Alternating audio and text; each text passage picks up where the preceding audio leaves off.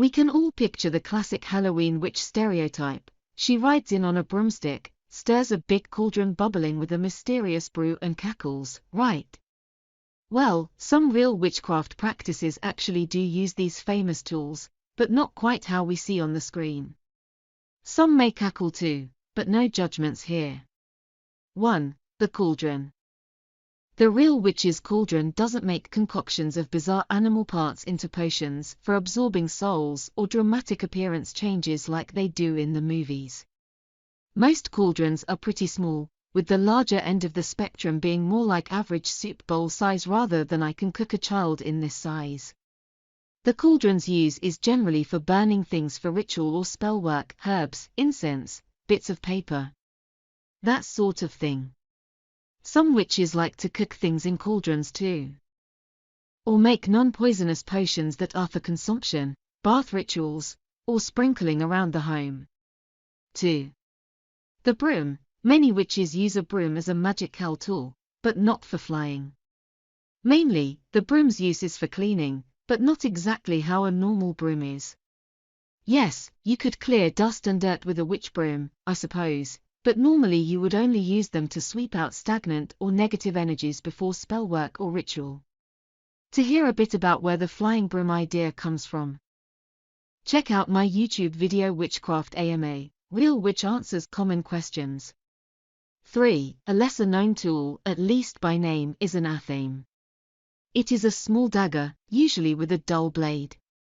Rather than cutting physical items, the athame symbolically energetically cut or separate things. A spellwork example: if you want to remove something from your life, you would use the athame to cut it out.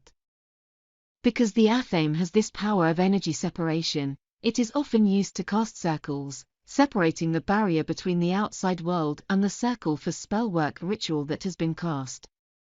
I personally use an athame more than a wand for directing energy as well. A dagger that is dedicated to cutting physical things, think paper or string, not people or animals, that's often called a bowline. 4. The wand. Actually, the wand is kind of the same as it is in the stories. The idea is, anyway. It doesn't spark out in colors or make things move around the room like it does in TV or movies or anything. It's normally an organic material like wood. This organic material helps guide and sort of funnel the witch's energy through the wand. This helps to focus their power more precisely where they want it to direct in their practice. It's like creating a beam of sunlight through a magnifying glass. 5. The pentacle. Many witches will have a pentacle on their altar or among their tools during their magical workings. Sometimes it is engraved or painted onto a disc or item. It also could be painted on the actual altar or drawn the floor. This 5-point star enclosed in a circle is not an evil, demon summoning symbol many stories make it out to be. The symbol has many variations of meanings. The common use is a symbol for protection.